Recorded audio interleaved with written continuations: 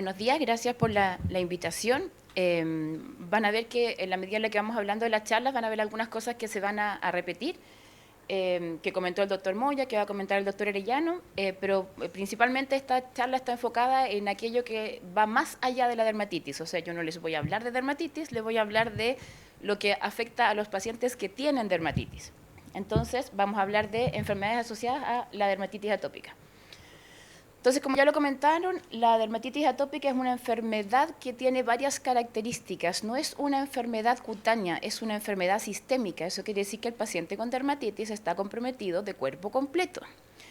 Al ser sistémica, eso hace que también sea crónica. O sea, esto no es algo que tenga cura. Tiene un tratamiento, pero no vamos a lograr hacer que la enfermedad desaparezca. Aunque esto puede cambiar en el futuro, pero por ahora la consideramos una condición crónica. Este compromiso tiene estos cursos recurrentes, que es lo que le explicaba el doctor Moya, y lo más importante, hay un desarrollo de inflamación. ¿Qué significa que hay una inflamación? Una inflamación significa que tenemos a una piel que está permanentemente activada, que está como una piel quemada. Esa quemadura que ustedes ven en la piel es algo que está pasando también por dentro, está pasando en los vasos sanguíneos. Y al pasar en los vasos sanguíneos va a pasar en el cuerpo completo, por lo tanto no vamos a tener solo enfermedades restringidas a la piel. Eso se conoce como daño de órgano blanco y el desarrollo de enfermedades van a ser las que están relacionadas con este daño de órgano blanco. ¿Por qué son tan importantes las enfermedades asociadas a dermatitis atópica? Porque tienen un impacto negativo en la calidad de vida del afectado, de la familia del afectado, del trabajo del afectado y de esa forma de la sociedad en general. Entonces, como lo comentamos, va a haber un niño que va a dormir mal, va a haber un adulto que va a dormir mal, que va a rendir mal en el trabajo, que va a rendir mal en el colegio, que si rinde mal en el colegio afecta a sus compañeros porque no participa de actividades, que si va a rendir mal en el trabajo afecta a la empresa, si afecta a la empresa no se alcanzan metas, si es una persona que recurre constantemente al servicio de urgencia, ocupa un espacio de una urgencia, hay un gasto económico, la sociedad invierte en esa persona, tenemos hospitalizaciones, o sea, termina siendo una cosa muy sistémica, muy compleja, por una condición que la gente dice, como decía Nicolás, pero si solo te pica la piel, es solamente una dermatitis, ¿correcto? En general, las enfermedades asociadas a dermatitis atópica tienden a ser más frecuentes y más intensas en las dermatitis que son más severas, y además su presencia es importante porque va a influir muchas veces en los enfrentamientos que nosotros tengamos como profesionales, tanto en el estudio de la enfermedad como en el tratamiento de la enfermedad. Vamos a tener dos grandes grupos, una forma didáctica de separarlo, de enfermedades asociadas a dermatitis atópica. El primer grupo son las enfermedades alérgicas, que van a estar relacionadas de forma estrictamente directa con la dermatitis o un poquito indirecto, que vamos a ver que son secundarias al trastorno del sistema inmune. Y enfermedades no alérgicas, que van a ser secundarias a este daño de órgano blanco por esta inflamación sistémica o incluso relacionadas con los tratamientos. Y aquí hay cosas que son importantes. Acá está un poco lo que va a hablar también la doctora Irarrázaval, esto de no tenerle miedo al corticoide. El corticoide bien usado es una herramienta que usamos mucho, pero el corticoide cuando se usa mal sí puede traer complicaciones. Y no solamente el corticoide, también hay otros fármacos que pueden tener un daño asociado, que la balanza va a ser menor al tratamiento final, al objetivo.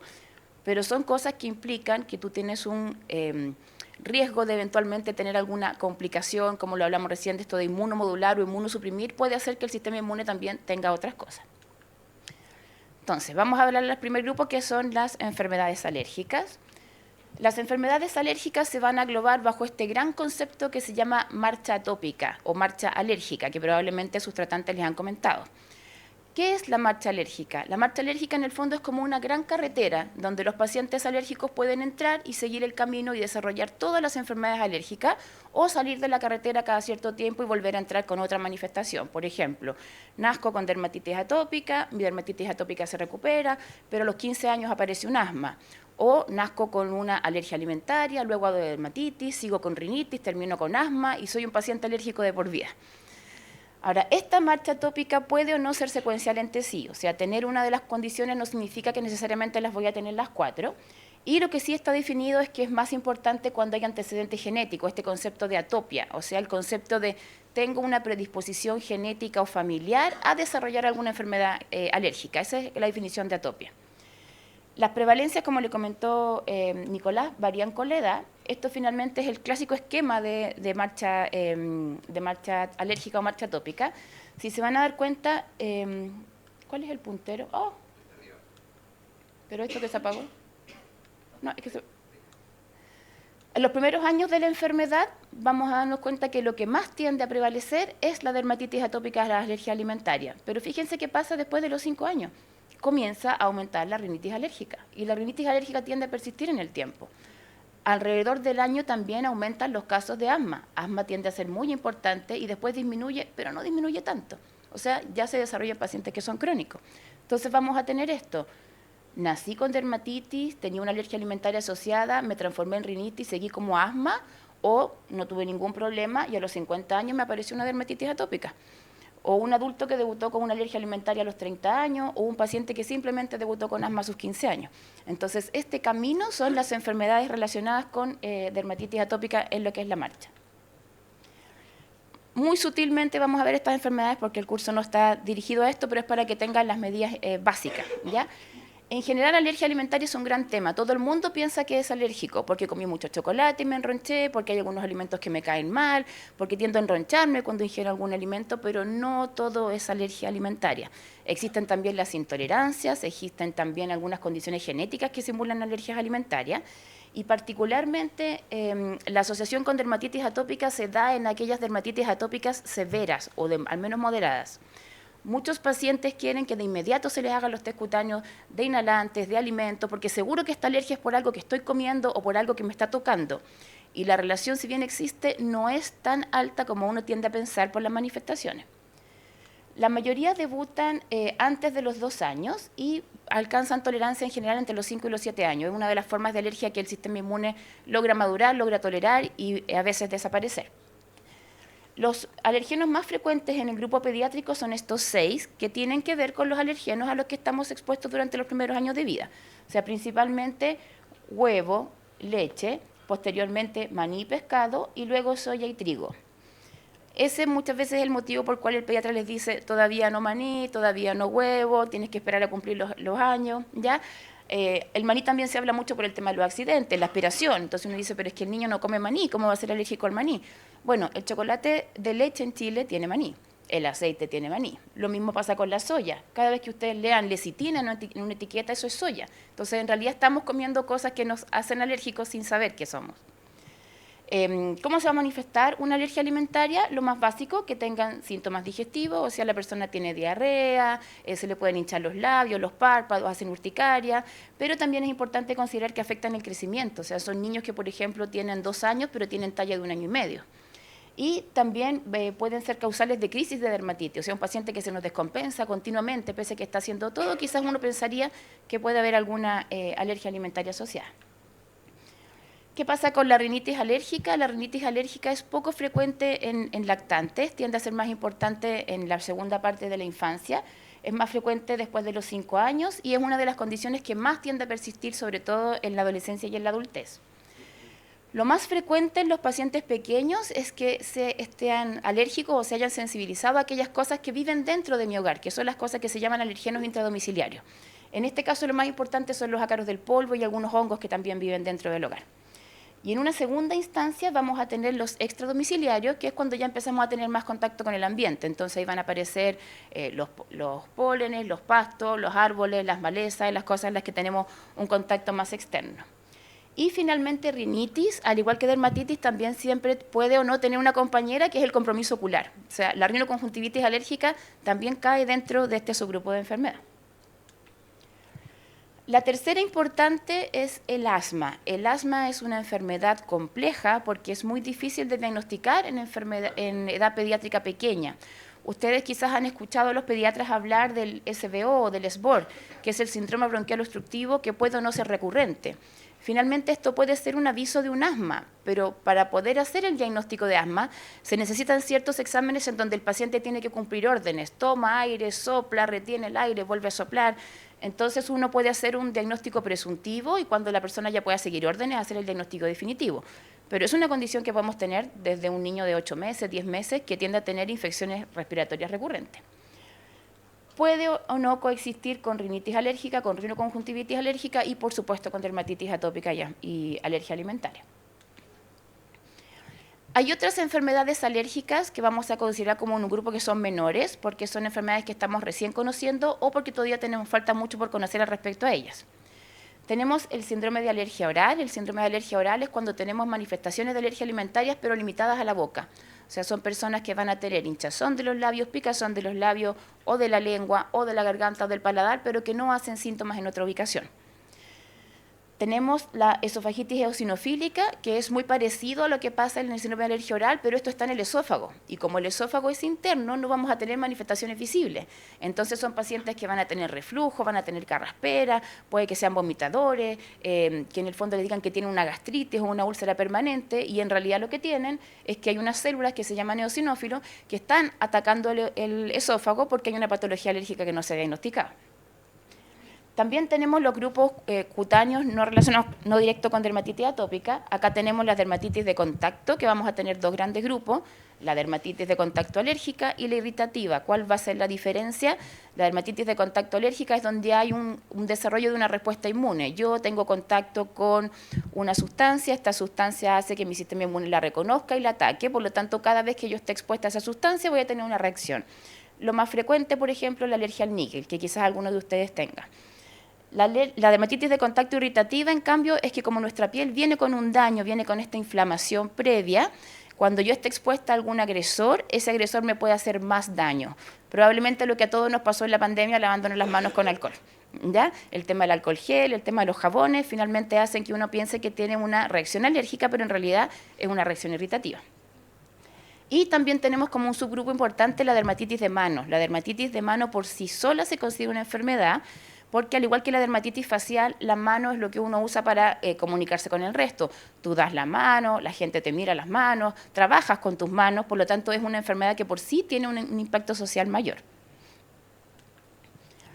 Esto es un gran mundo, las enfermedades no alérgicas, es el subgrupo más grande y lo que está más en expansión en este momento, porque al ser dermatitis una enfermedad sistémica es lo que está aumentando la cantidad de enfermedades que podrían estar relacionadas directa o indirectamente con dermatitis atópica.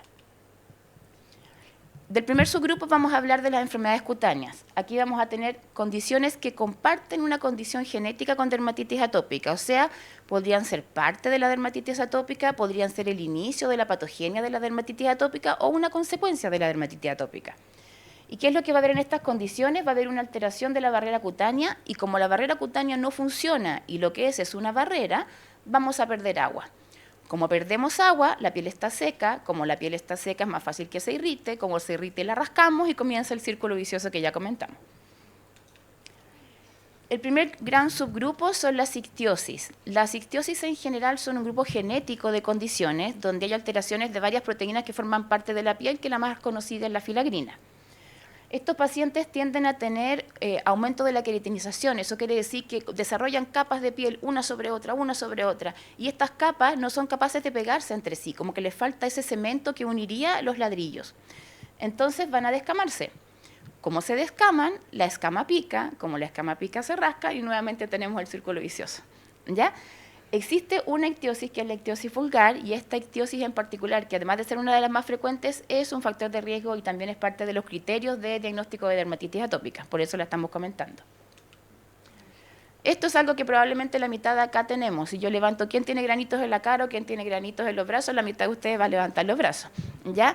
Y es un motivo de consulta frecuente también. Muchas personas piensan que se relaciona con enfermedad celíaca, muchas personas piensan que es un marcador absoluto de dermatitis, y la verdad es que no, esta es una condición genética, pero sí es más frecuente en pacientes que tienen dermatitis atópica o en pacientes que son atópicos. Como les comentaba, es muy frecuente, está descrito, hay registros sobre 70, incluso 90% de niños, sean atópicos o no sean atópicos, tengan o no tengan antecedentes, y un porcentaje un poco menor en adolescentes y en adultos. ¿Cuál es la base de la queratosis pilar? Este pequeño taponcito que ustedes ven acá. Esta es la salida del folículo piloso. Al folículo piloso van a ir asociados las glándulas. La glándula sebácea y la glándula sudorípara, que es por donde producimos sebo y por donde transpiramos. Entonces se deposita este taponcito de queratina, la queratina finalmente es piel, y esa piel es lo que ustedes ven como un granito. Entonces uno trata de rascarlo, pero el cuerpo lo vuelve a colocar y también termina siendo un círculo vicioso. O sea, es una condición genética. Esto también es otro motivo de consulta muy frecuente, que es la pitiriasis alba, que finalmente vamos a tener una especie de parches o de manchas de un color que es distinto al color original del paciente, independiente de si el paciente es moreno o es un paciente que es más clarito. Tienden a aumentar en verano y los papás se asustan y consultan mucho porque seguro que esto es un vitíligo, o es un vitíligo o es un hongo, o sea, es lo más seguro que tiende a ser y tengo miedo porque mi tía tiene vitiligo o porque el niño jugó con gato, entonces lo más probable es que tenga una tiña. ¿Cuál es la base de la pitiriasis alba? La pitiriasis alba tiene que ver con esto de que hay varias capas de piel que les comentaba. Como estas capas de piel están un poquito separadas, no son capaces de mostrar la melanina que está en la base. Entonces, cuando el paciente se broncea, la piel que está sana se pone más oscura y la piel que está más delgada tiende a permanecer blanca. Entonces, son niños que les aparecen las manchas en verano, adultos que les aparecen las manchas en verano y que se les desaparecen en invierno. ¿Ya? O sea, es una condición de la piel. Un segundo gran grupo es la patología infecciosa. Y aquí vamos a tener muchos factores de riesgo porque el atópico tiene muchas causas para tener enfermedades infecciosas. Primero, tenemos alterada la barrera cutánea. La piel es una barrera, es parte del sistema inmune, su función es defendernos. Si no funciona, obviamente vamos a tener más infecciones. ¿Por qué hay una alteración de la barrera cutánea? Esto es a modo muy grosero. Toda esta alteración genera alteración de unos péptidos que se llaman antimicrobianos, que finalmente son sustancias que están en la piel para batallar contra las agresiones externas. También tenemos una flora que nos va a defender contra las agresiones externas y también tenemos alteraciones del sistema inmune. Si a eso le sumamos que a veces tenemos que inmunosuprimir a los pacientes, o sea, sus defensas van a estar un poquito más bajas, obviamente va a ser más frecuente que tengan enfermedad infecciosa. En cualquier tipo de infección puede afectar la piel. Los subgrupos más frecuentes van a ser bacterias, virus y hongos. ¿Cómo se va a manifestar una infección bacteriana? Probablemente por una erisipela, por una celulitis, un impétigo o una foliculitis. Esto tiene que ver con la profundidad donde llega la infección, siendo, por ejemplo, la celulitis la más profunda, la foliculitis cuando está solo en el folículo piloso, la erisipela cuando es más superficial y el impétigo cuando está solo afectada la primera capa. Los gérmenes más afectados, que más están involucrados son el Staphylococcus aureus y el Streptococcus pyogenes, y esto es el motivo por el que a veces tenemos que usar antibióticos en los pacientes. Infecciones por virus muy frecuente, molusco contagioso, que en último tiempo ha aumentado bastante, las infecciones por verrugas por el virus del papiloma humano, o infecciones por virus herpes normales, que en alguna persona sin dermatitis podría ser solo un foco oral. En los pacientes con dermatitis atópica, como la piel está dañada, se diseminan por todo el cuerpo, y eso se conoce como eczema herpético.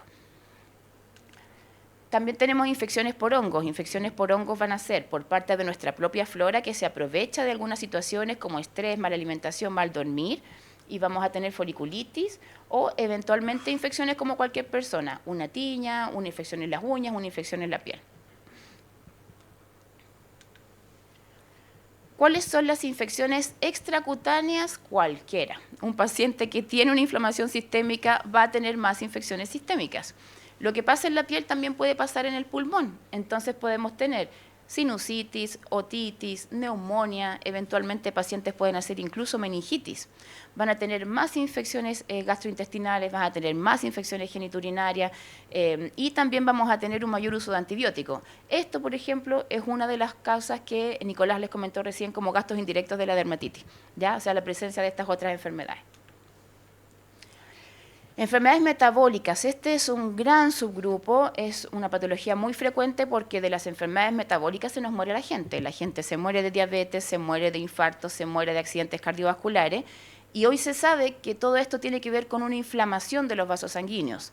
Entonces dermatitis atópica también cae dentro de este subgrupo, porque finalmente dermatitis atópica tiene la misma inflamación que el que va a tener un paciente, por ejemplo, con diabetes. Entonces tenemos este estado proinflamatorio que nos juega en contra, que es la base de la dermatitis atópica, y tenemos este sedentarismo, comillas, obligado. ¿Qué pasa con el paciente con dermatitis atópica? El paciente con dermatitis atópica no le gusta hacer deporte, porque si hace deporte transpira, y si transpira le pica la piel. Entonces, como le pica la piel, le gusta sentarse y jugar PlayStation.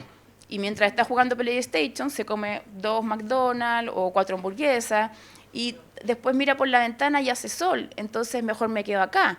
Y como me quedo acá, menos me muevo, y finalmente voy engordando. Estoy gordo y tengo dermatitis, no quiero que me vean, me voy a seguir quedando escondido. Y nuevamente terminamos haciendo factores de riesgo para desarrollar las enfermedades.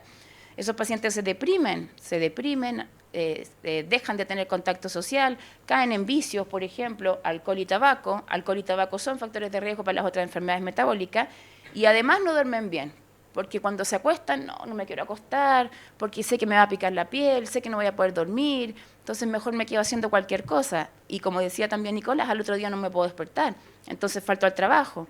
Y como falto al trabajo, no funciono, ¿ya? Si no funciono, no trabajo, tengo menores ingresos, más me deprimo. O sea, es una cadena muy compleja de cosas que van a estar siempre relacionadas. A grosso modo, subgrupos importantes de reconocer, obesidad y diabetes. Tiene que ver con un poco lo que les comentaba recién, ¿ya? Durante la pandemia se pudo demostrar que muchos pacientes atópicos subieron de peso, porque la poca actividad física que tenían se cambió por el acceso de las pantallas. Ya, o sea, mucho atópico estuvo contento de no tener que ir al colegio, de no tener que hacer educación física, de no tener que hacer deporte, ¿ya? Además tenemos esto que les comentaba recién, de cuando la ingesta calórica supera el gasto, por lo tanto tenemos un déficit y eso hace que tengamos más sobrepeso. Sobrepeso funciona como generando hígado graso predispone a diabetes, también nuevamente lo mismo. Y además tenemos algo que les comentaba inicialmente. Una cosa es que usemos los corticoides, que para las crisis los vamos a usar ustedes y nosotros, pero otra cosa son los pacientes que se nos quedan pegados, que es lo que siempre les comentamos. El abuso del corticoide es causal de ciertos tipos de enfermedades metabólicas. Hay diabetes que son producidas por corticoides. Y no es infrecuente que de repente uno esté en la consulta y llegue un paciente que les diga, es que yo hace 2 años que tomo prednisona todos los días porque es lo único que me quita la enfermedad. Y no es infrecuente. Entonces ese paciente tú le estudias y se le echaban a perder su glándula suprarrenal, es hipertenso, tiene el colesterol por los cielos, es diabético y eso es irrecuperable. Cardio y cerebrovascular. Esto va relacionado porque tiene que ver con lo que les comenté inicialmente, que es la inflamación de los vasos sanguíneos. O sea, a través de esta inflamación sistémica se inflaman también mis vasos sanguíneos. Si yo tengo mis vasos sanguíneos inflamados, eso va a ser más frecuente que yo tenga el riesgo, por ejemplo, de hacer un trombo, ese trombo se dé en la pierna y yo tenga un accidente vascular de pierna, un accidente encefálico, un infarto, ¿ya? No está demostrado que son condiciones que vayan a ser obligatorias, no por tener dermatitis atópica necesariamente voy a tenerlo, pero probablemente es un factor causal, es un factor que está dando como más números de la rifa para que yo pueda lograr tener la enfermedad. ¿Qué pasa con las enfermedades óseas? También están relacionadas. La inflamación crónica afecta la mineralización de los huesos, por eso es importante en los niños cuando están en desarrollo. Hay descritos cuadros de talla baja que podrían estar relacionadas solo con la presencia de la enfermedad, ya, o sea, la enfermedad inflama y como inflama el niño no crece, o también por el uso y abuso de ciertos medicamentos. Hay mayor riesgo de fractura. ¿Por qué hay mayor riesgo de fractura? Por lo que comentamos recién, que el hueso no se mineraliza completo, y también por accidentes, por el uso de medicamentos, los antiguos medicamentos que eran más sedativos, la clorfenamina, la hidroxicina, de personas que se levantaban en la noche, dormían, se caían y se fracturaban. ¿Ya? O sea, en el fondo, un medicamento puede ser causal eventualmente de una fractura y eso que puede ser anecdótico es algo que le da carga a la enfermedad. Le da cargo a la enfermedad, le da un gasto indirecto, ese paciente fue a un servicio de urgencia, había un traumatólogo, tuvo un yeso, tuvo una licencia, ¿ya? Por una enfermedad que se llama dermatitis atópica. ¿Okay? Condiciones neurológicas y psiquiátricas van a estar dentro de un mismo subgrupo, las vamos a separar solo por un tema más didáctico. El gran tema neurológico es la alteración del ciclo del sueño-vigilia, y esto se relaciona con el prurito, que es la picazón. Una persona a veces puede dormir con un dolor de cabeza, puede dormir con un resfrío, pero no va a dormir con picazón, ¿ya? Porque además le molestan las sábanas, le molesta el pijama, si se destapa tiene frío porque su barrera no es capaz de regularlo, no mantiene la temperatura, entonces está irritable, al otro día no funciona. Es lo que les comentó Nicolás recién, esto del concepto de ausentismo y presentismo escolar o laboral, ¿ya? Si yo tengo, por ejemplo, un niño con dermatitis atópica que durmió mal, ese niño durmió mal, al otro día finalmente no se despertó, por lo tanto de frentón faltó al colegio, o fue al colegio y no entendió nada de lo que le pasó y después tiene malas notas. Pero ese niño tiene una familia, por lo tanto hay un papá y una mamá que tampoco durmieron. Esos papás que tampoco durmieron van a estar irritables, van a funcionar mal, van a pelear, van a tener ansiedad, van a hacer depresión, van a haber divorcios porque no están durmiendo bien. ¿Ya? O sea, dormir es más importante de lo que creemos que es. Y lo mismo va a pasar con el adulto. El adulto que no duerme no funciona, si no funciona no rinde, si no rinde no gana dinero, si no gana dinero su empresa lo echa, círculo vicioso. O sea, tenemos pérdidas de años laborales. También está descrito el aumento del déficit atencional o hiperactividad, y esto tendría que ver con el niño que está con picazón. Entonces está con picazón en la sala, se levanta, se mueve, se toca el pelo, va al final, desespera a los otros compañeros, la profesora se pone nerviosa, llama a los papás para que lo vayan a buscar. Ya, o sea, finalmente no solamente van a ser niños que están sedados y dormidos, sino niños que también son hiperactivos. Y hay algunos estudios que también hablarían de que jaquecas y cefaleas, tanto en adultos como en niños, podrían ser secundarias a esta alteración del ciclo sueño-vigilia. ¿Qué pasa con la patología psiquiátrica? La patología psiquiátrica tiene que ver con esto funcional que comentamos al inicio, de este ostracismo, de este encierro social, muy importante sobre todo en una edad de la adolescencia y más en el género femenino. Ya una mujer que tiene estigmas de dermatitis en su rostro, que usa mucho maquillaje, por lo tanto gasta mucho dinero, otro gasto indirecto, en cubrir sus estigmas, tampoco va a querer salir. No va a tener relaciones de pareja, no va a tener relaciones sociales, entonces no va a querer vivir, va a tener ansiedad, puede llegar incluso a tener un suicidio. Muchos pacientes con dermatitis atópicas tienen ideación suicida, tienen fobias sociales, o sea, finalmente terminan en el psiquiatra con personas que les dicen, ¿y por qué vienes? Porque no me gusta mi imagen corporal, no me gusta cómo soy, quiero dejar de ser la persona que soy. No es esto lo que yo quiero para mí. Entonces, también se los comentó Nicolás, psoriasis, vitiligo y dermatitis atópica son enfermedades que como dejan marcas, que quizás para las personas van a decir, pero si es una mancha, es una roncha, son cosas que para el que la tiene son extremadamente importantes y puede hacer que se gatille cualquiera de este subgrupo de enfermedades. Esto es algo que también está un poco en discusión, el tema de las enfermedades autoinmunes, porque finalmente aquí hay dos grandes subgrupos. Como se comentó inicialmente, el sistema inmune a muy grandes rasgos tiene dos grandes brazos de trabajo, que son TH1 y TH2. Las enfermedades alérgicas son de este estigma más TH2, y las enfermedades autoinmunes pueden ser TH1 o TH2. Entonces van a haber algunas enfermedades que van a ser más frecuentes y otras enfermedades que van a ser mucho menos frecuentes. Se está asociado... Esto es una descripción de tipo asociativa, no necesariamente una correlación, que pacientes con dermatitis atópica pueden tener más enfermedades inflamatorias intestinales. Estamos hablando de colitis ulcerosa y enfermedad de Crohn. También mucha más patología tiroidea y eventualmente mucha más patología celíaca. Y aquí es donde viene la dudosa relación todavía si enfermedad celíaca es una intolerancia 100%, es una enfermedad genética o finalmente está gatillado por un antígeno alimentario en la primera infancia que después se manifestó como una enfermedad celíaca. ¿Ya? Y también algunas enfermedades cutáneas, la alopecia areata, la psoriasis y el vitiligo. Finalmente todo esto iría en un clúster genético, en un mismo sector de un gen y por lo tanto las personas podrían desarrollar una o la otra enfermedad. Neoplasia también es un tema controversial. ¿Por qué es un tema tan controversial? Porque finalmente hoy día todo nos puede dar cáncer, ¿no es cierto? Hace poco tiempo los endulzantes estuvieron en discusión, no sabemos si las cosas que estamos usando hoy en 20 años, el día de mañana va a haber algo, pero sí se sabe que el cáncer también tiene que ver con inflamación, por lo tanto, obviamente hay que considerarlo. ¿Qué cosas son importantes a destacar en este aspecto? El riesgo por la inflamación crónica, que es lo que ya conversamos. El riesgo por el uso de tratamientos. Existen distintos tratamientos que son inmunomoduladores o inmunosupresores y que sabemos que a veces el riesgo es tener cierta predisposición a que sea más fácil que puedas desarrollar algún tipo de cáncer. Y eso es algo que se conversa con los pacientes cuando uno inicia estos tratamientos. Pero también se sabe que hay un factor protector de las enfermedades autoinmunes para las enfermedades oncológicas. Es muy difícil que un paciente que tenga una enfermedad autoinmune grave haga cáncer, ¿ya? No es imposible, pero es difícil. ¿Por qué? Porque finalmente es un sistema inmune que está tan inflamado y tan despierto que es capaz de reconocer cuando las cosas cambian. Entonces, cuando aparece un cáncer, lo destruye de inmediato. Entonces, muchas veces los pacientes con enfermedades autoinmunes tienden a tener menos tasas de cáncer que la población general. Pero esto podría cambiar, ¿ya? ¿Qué es lo que sí está descrito? Que eventualmente no sabemos si es, a veces no sabemos al verlo, si es una consecuencia o una condición. Hay algunos linfomas cutáneos que podrían estar relacionados con dermatitis atópica que tendría que ver con la inflamación y también a veces con algunos tratamientos, o con diagnósticos diferenciales, como comentó Nicolás inicialmente. Hay algunas dermatitis severas que finalmente nunca fue una dermatitis, sino que siempre fue un linfoma cutáneo.